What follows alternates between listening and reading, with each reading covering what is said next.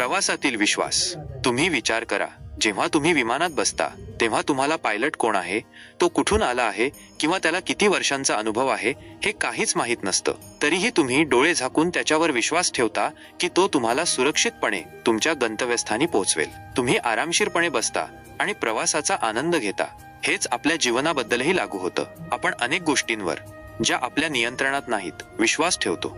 दैनंदिन जीवनातील विश्वास. औषधोपचार. जेव्हा तुम्ही आजारी पडता आणि डॉक्टर तुम्हाला औषधे देतात तेव्हा तुम्ही त्या औषधांच्या घटकांबद्दल किंवा ती कोणी बनवली आहेत याबद्दल फारसा विचार करत नाही. तुम्ही डॉक्टरांवर आणि औषध कंपन्यांवर विश्वास ठेवता की ती औषधे तुम्हाला बरे करतील. इंटरनेट आणि तंत्रज्ञान. तुम्ही रोज इंटरनेट वापरता, मोबाईलवर अनेक ॲप्स वापरता.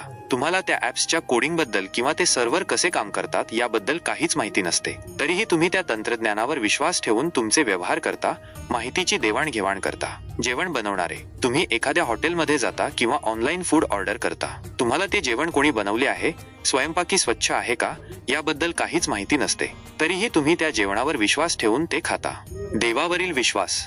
या सर्व उदाहरणांमध्ये आपण अनोळखी व्यक्तींवर किंवा अज्ञात गोष्टींवर विश्वास ठेवतो. मग ज्याने हे अफाट विश्व, हे जीवन आणि यातील सर्व गोष्टी निर्माण केल्या आहेत, त्या देवावर विश्वास ठेवायला काय हरकत आहे?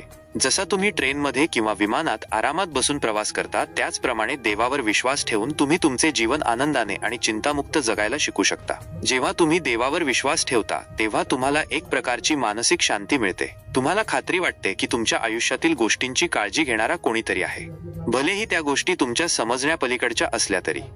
या विश्वासाने तुम्ही अधिक सकारात्मक होऊ शकता, अडचणींना सामोरे जाण्याची शक्ती मिळवू शकता आणि जीवनात चांगल्या प्रगतीसाठी वाटचाल करू शकता. शेवटी ज्याने सर्व काही बनवले आहे त्यावर विश्वास ठेवल्यास जीवनातील अनेक ताण कमी होऊ शकतात आणि तुम्ही अधिक उत्साहाने जगू शकता.